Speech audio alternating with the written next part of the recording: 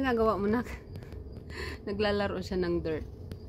Kasi pina-flat namin yung likod ng ng bahay para lagyan namin ng yan, yung kahoy na small pieces ng kahoy, mulch yung tawag dito. So ayan yung medyo konting space na lagyan na namin. Tapos ito naman yung next, kaya pina-flat namin yung dirt and then lagay namin hanggang dito sa dulo. Diyan, hanggang sa dulo. Yan. Oh, that's pretty. Yeah, the color. Is this moving? It's got... Oh, it's not moving, so he's dead. Ayun, may ginagawa kaming project sa backyard. Lagyan namin ng mulch yung yung dirt, lahat ng dirt papalitan namin ng mulch para ma-enjoy ng bata maglaro sa backyard. Ginak.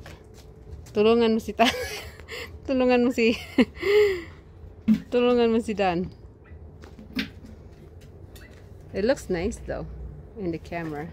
I like to keep the rocks there so that I can like put something, or I don't know. It's winter, so it's not gonna worth anything like do decoration. Come on, Ayla, fill up the buckets. Make mommy help. Fill up the bucket. So far, mommy's done 1 bucket in total. That's what I'm gonna call it. Oh, really? Oh, look, she's helping. Yeah, when you fill 2 buckets halfway, that's 1. Don't put it in your bike. She's putting it in her bike.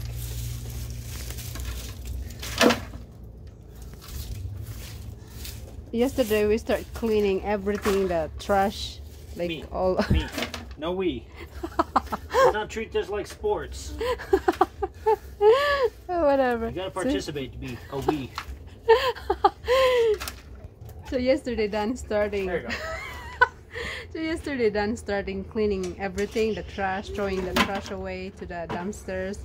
We have 2 bikes or 3 bikes that it's trash already, so we throw it away to the dumpster, and some dirt, a bunch of dirt we throw in the dumpster, and more like pieces of wood or branches that we throw to the dumpster. 5 gallons.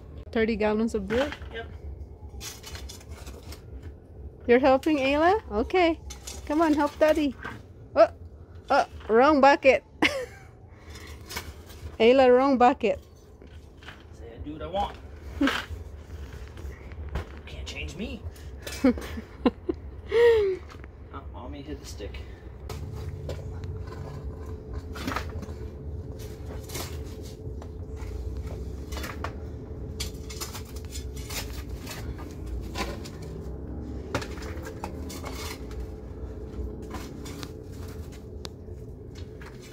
Guys, na lagyan namin pati yung dulo, pero hindi siya filled, so nagkulang kami ng mulch.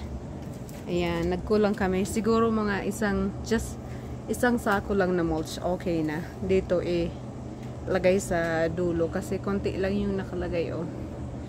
Itong side okay na siya. Ayan, okay na yung mulch dito sa side. Dito lang talaga konti lang yung na filled na mulch, kaya bili pa kami ng isang sako siguro, and okay na siya. Yan. Hey, little spiders, tiny. Okay.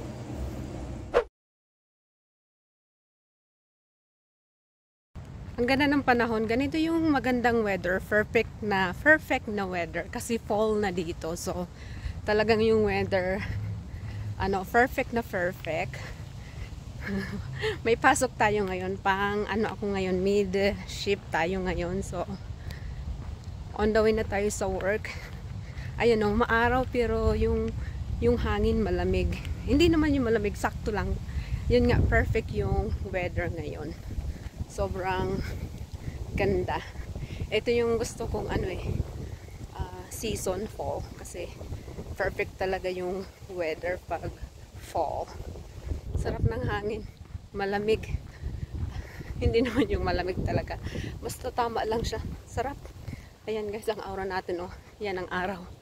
Ang init, hindi naman mainit.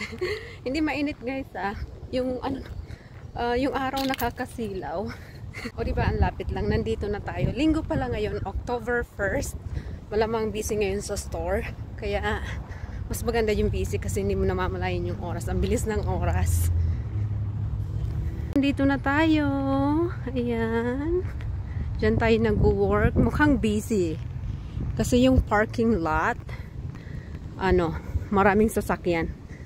Yan ang sinasabi ko pag linggo, busy yung store. Ayan, maraming sasakyan na nakapark. So, busy. Tayo guys, yan. Nandito na tayo sa store. Oh.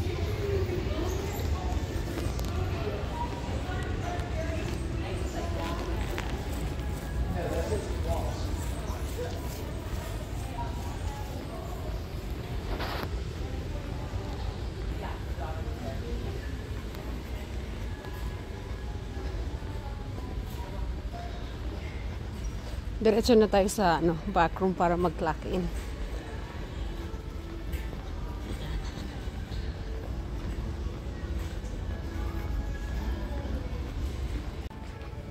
Yan, nandito na tayo. Dito tayo sa backroom.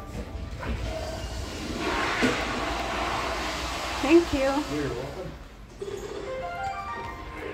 Yung music guys. Clock in lang ako. Maglagay lang tayo ng best. Ano ba yan? Makapirate tayo na.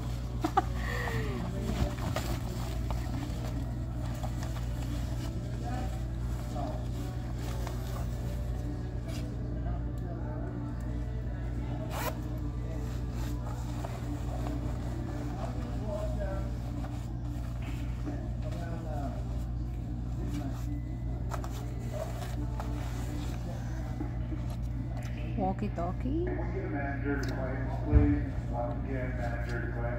Work phone. And then we're ready. Sobrang busy ngayon. Kasi nga Sunday.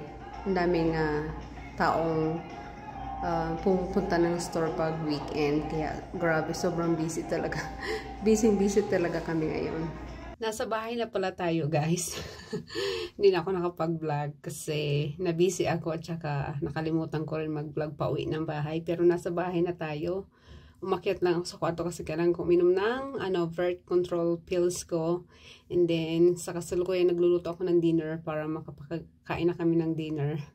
Kasi maaga ang pasok ko bukas, alas 6 ng umaga. So kailangan nating matulog ng maaga kasi maaga yung pasok natin bukas.